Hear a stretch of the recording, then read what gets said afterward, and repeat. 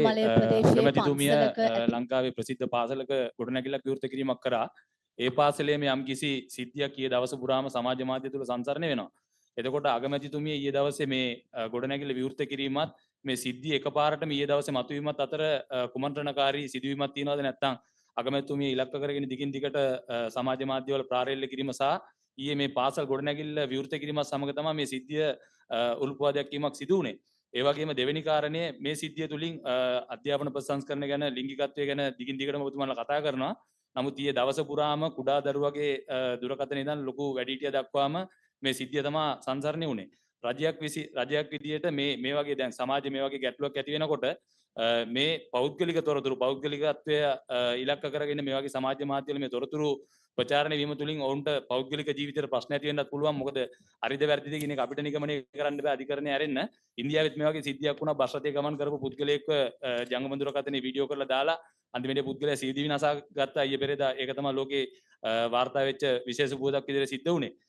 රජයක් විදිහට මේ පුද්ගලික තොරතුරු පුද්ගලයන් ඉලක්ක කරගෙන කරන මේ වැඩපිළිවෙල සම්බන්ධයෙන් සමාජ මාධ්‍ය නියාමනයකට මොකක් හරි වැඩපිළිවෙලක් කරනවද ඉදිරියට?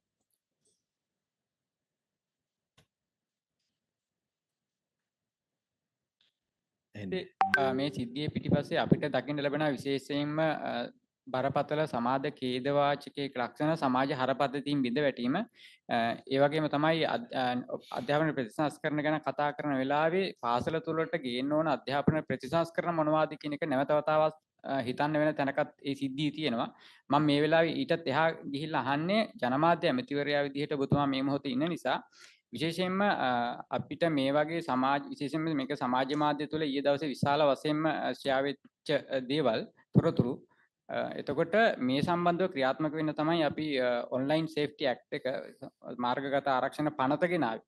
දැන් මේ සම්බන්ධව අපිට ජනමාධ්‍ය ඇමතිවරයා විදිහට ඔබතුමාට මේ සම්බන්ධයෙන් මම අපිට තියෙන තොරතුරු වන ඒ සම්බන්ධ පරිගණක අපරාධ ආයතනයට පැමිණිල්ලක් කළායි කියලා තොරතුරක් තියෙනවා.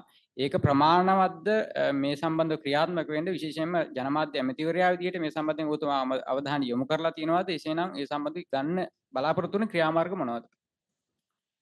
ඔබ ඒකටම පොඩිතා ප්‍රශ්නයක් එකතු කරනවා. මේක මහා ඛේද වාචකයක් කරනවා ඇමතුමා. මේක ඔබතුමා මේට අදාළ ඇමතිවරයා මෙවැනි තත්ත්වයක් ඉස්මතු නොවෙන්නටයි මේක කියන්නේ මේක පළවෙනි සිද්ධියක් විතර නෙමෙයි. අපි නොදැන ඕන තරම් සිද්ධි තියෙනවා. අපි වසර 20ක් පල්ලෙහාට ගියාම අපේ පාසල් කාලට ගියත් ඕන තරම් සිද්ධි තියෙනවා. ඒ කාර්යය අපිට ජංගම දුරකථන තිබුණේ නැහැ අත්‍තරම. මේක මේ වගේ ඉස්මතු වෙලා සමාජගත නොවන්නට රජයේ විසින් යඩවිල්ලක් ගත යුතුයි කියන එක මාධ්‍යවේදියෙක් වශයෙන් ඔබතුමාට යෝජනා කරනවා. හොඳයි.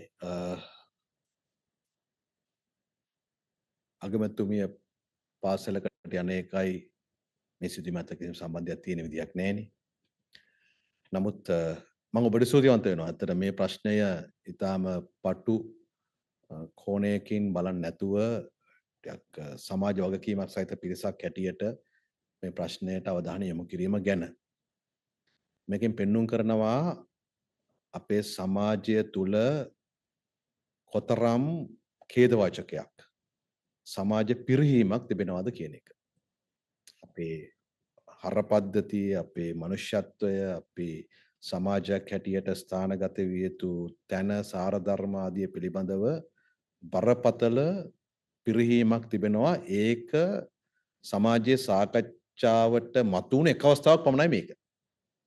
ඒතර මේ වගේ තැනකට ආයතනයක් හෝ නැත්නම් සමාජයක් පත් වෙන්නට බලපාපු කාරණා රාශියක් මේක පිටිපස්සේ තියෙනවා.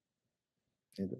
ඒකට කාටද ඇඟිල්ල දික් වෙන්න ඕන කියන එක මේ වෙලාවේ සාකච්ඡා කරලා තීරුමක් නැති වෙයි. නමුත් මම හිතනවා ඒ පිළිබඳව අපි අවධානය යොමු කළ යුතුයි. ඉතින් මේක ගන්න ඕන සිදුවීම සම්බන්ධයෙන් තිබෙන ඛේදවාචකය සහ මෙතනින් පස්සේ තියෙන අතුරුඵල ගැනත් හිතලා.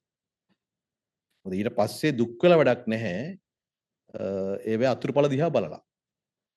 අපි රජයේ මේක අවධානය යොමු කළා තියෙනවා. අධ්‍යාපන අමාත්‍යාංශයේ පැත්තෙන් විමර්ශනයක් කැඳවලා තිබෙනවා මේ ගැන. ජනමාධ්‍ය අමාත්‍යවරයා හැටියට ඔබ මතු කරපු කරුණට මට උත්තර දෙන්න තිබෙන්නේ පුද්ගලයන්ගේ අනන්‍යතාවය, පෞද්ගලිකත්වය ආරක්ෂා කිරීම සම්බන්ධයෙන් අපි රජය අවධානය යොමු කළා තියෙනවා. වෙනද අපි හැමදාම කතා කරේ මාධ්‍ය නිදහස පිළිබඳව.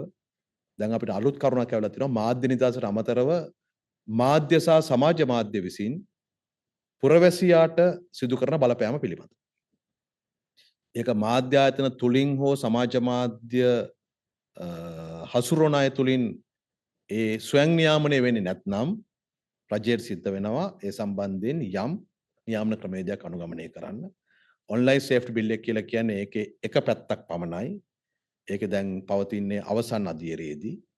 ඒක මහජනදාස් විමසීම සම්පූර්ණ කරගත්තට පස්සේදී අපි ඒ පනත ගෙනීමට කටයුතු කරනවා. මොකද මේවැනි සිදුවීම් හරහා කෙනෙක් තමගේ ජීවිතය අහිමි කර ගැනීම හෝ සීනසා ගැනීම වගේ තැනකට ගියාට පසුව එම සිදුවීම් සමහර විට එවැනි උත්සාහයන් වාර්තා වෙලත් ඇති. මෙහෙම සිද්ධියක් සමාජයේ සාකච්ඡා කරලා අවසන් වුණාට පස්සේ මේ පියවර අරගෙන තීරමක් නැහැ. ඉතින් ඒ නිසා මම ස්තුතිවන්ත වෙනවා මෙතන එන මාධ්‍ය කණ්ඩායම හැටියට ඔබ මේ සම්බන්ධයෙන් ටිකක් පුළුල් හැටියට බලපෑක පිළිබඳව. මෙන්න මේවට තමයි ඔන්ලයින් සේෆ් බිල් එක ඕන කරන්නේ.